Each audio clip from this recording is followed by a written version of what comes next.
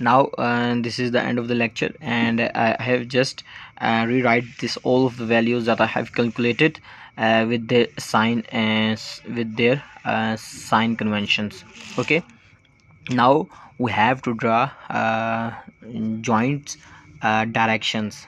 Okay, if you calculated as previously, like I have told to you, that if your values should be positive, then your sign convention is true, but if your values is not true, so your joint should be your direction will be opposite. Okay, but if you don't calculate it, use in that approach, and just simply calculated the values, and just rewrite all of these values in a summary form.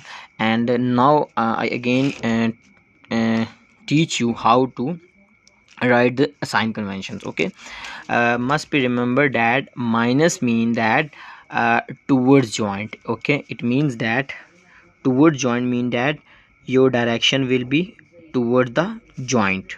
Okay, again minus sign mean that it goes towards joint. Okay, again think that your sign mean towards joint, towards joint. Okay, now a positive sign mean that you're away from the joint. Away from the joint means that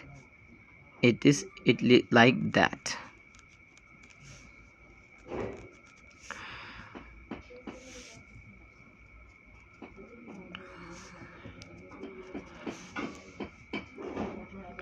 This is your inlet, your towards, and this is away. Okay, you have to away from the joint. Okay, now this is the end of the lecture. Again I tell you a simple trick that you can use to find whether your answers are correct or not. For example, I would say that this is your truss. Okay, for example, this is your truss. Okay, must be remember that your all the values, that is that the top chord of all the values, for example 1 2 3 4. Okay, this should be negative.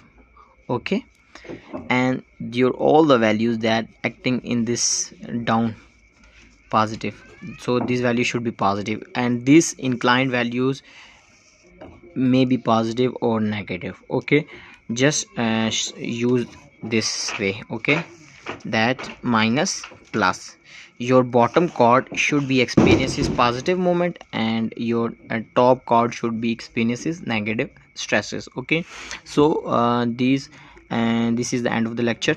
If you have if you find any query related to concept, you can ask me, and if you find any difficulty while calculating any values, you can ask to me. Okay, again in the thoroughly lecture, I concentrated my lecture towards and the detail how to analysis the beam.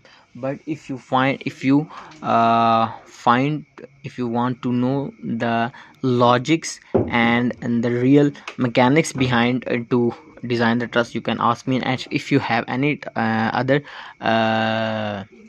if you have any other kind of truss which have horizontal loading, that I have told to you that if your loading will be horizontal axis, so you can tell me, I just can explain, or I can just make detailed notes, so you can find them easily. So thank you very much.